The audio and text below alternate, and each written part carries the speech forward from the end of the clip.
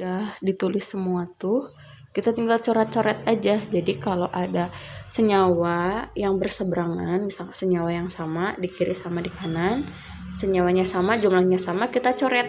Kalau misalkan dikurangi gitu, kalau berseberangan mah dikurangi, kalau misalkan sama-sama di kiri, sama-sama di reaktan atau sama-sama di produk mah kita jumlahin.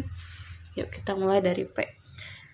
P di sini kita cari lagi ada nggak? Nah ini ada kan, berseberangan, berarti 1 dikurangi 1, berarti ini habis. Setengah O2 di kiri, sama ada lagi ini, setengah dikurangi setengah, berarti habis juga. Terus Cl2, nah kalau ini sama-sama di kiri berarti jumlahin nih, 3/2 ditambah 1 tuh 5/2 kan.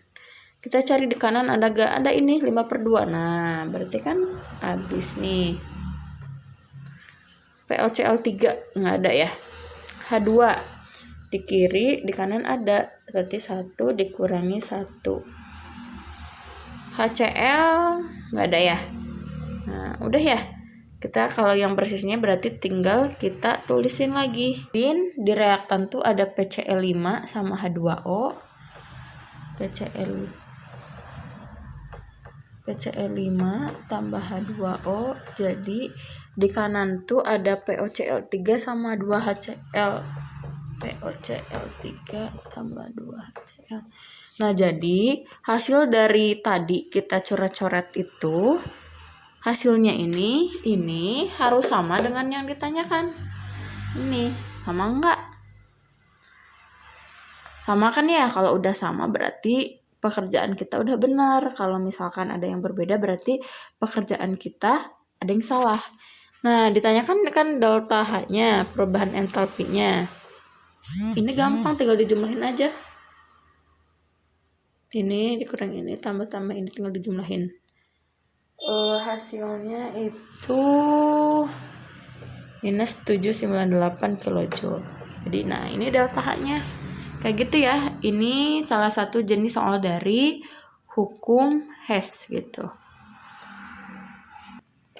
Nah, jadi pengertian dari hukum Hess adalah bahwa perubahan entalpi itu tidak dipengaruhi dari jalannya reaksi. Jadi mau jalannya kemana-mana dulu, tetapi hanya dilihat dari kondisi awal dan kondisi akhir reaksi gitu.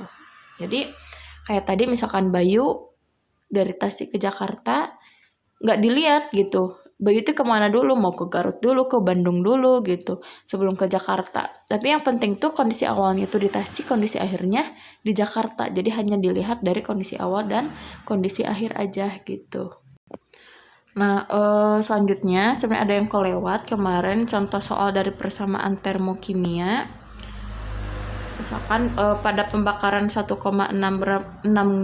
gram gas CH4 dibebaskan kalor 80,2, tentukan delta H0C dari CH4 dan tuliskan persamaan termokimianya. Jadi caranya kita tulis dulu diketahuinya massa dari CH4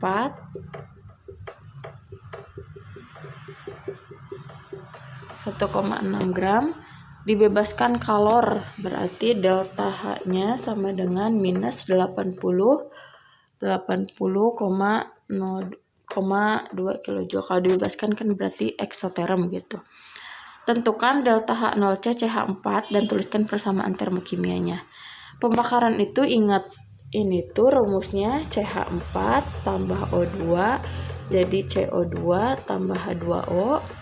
Nah, untuk delta H0 berarti kan koefisiennya itu harus 1. Berarti ini mentok harus 1 di sini. Tinggal kita samain yang lainnya. C-nya di kiri 1, di kanan 1, H-nya di kiri 4, di kanan 2 berarti kali 2, O-nya di kiri 2, di kanan 2 berarti udah ya. Nah, kita mau cari ini tuh delta H-nya berapa gitu. Nah, caranya adalah di sini tuh kita tahu untuk pembakaran 1,6 gram itu delta H-nya segini. Jadi kita cari untuk 1,6 gram tuh molnya berapa. Ingat mol itu rumusnya adalah massa dibagi MR. Massanya 1,6 gram, MR-nya CH4 MR itu penjumlahan dari AR-nya. ARC kan 12, H itu 1, berarti MRCH4 itu sama dengan ARC ditambah ARH dikali 4.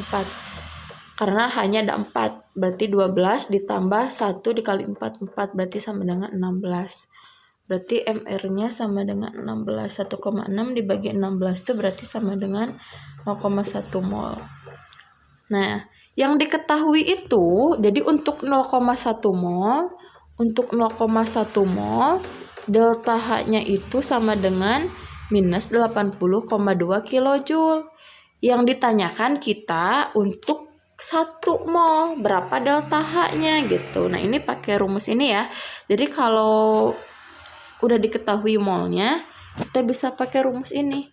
Dita per dike, dita itu koefisien yang ditanyakan per koefisien yang diketahui kali jumlah yang diketahui.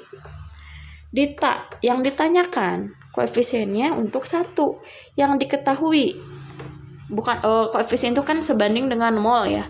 Jadi 1 kan molnya, yang diketahui molnya 0,1, berarti 1 per 0,1 dikali jumlah yang diketahuinya ini 80,2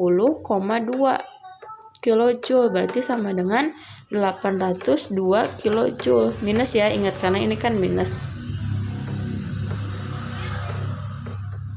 Berarti untuk pembakaran 1 mol CH4 itu butuh segini, menghasilkan 802 kayak gitu ya. Jadi ingat dita per dike kali jumlah yang diketahui gitu.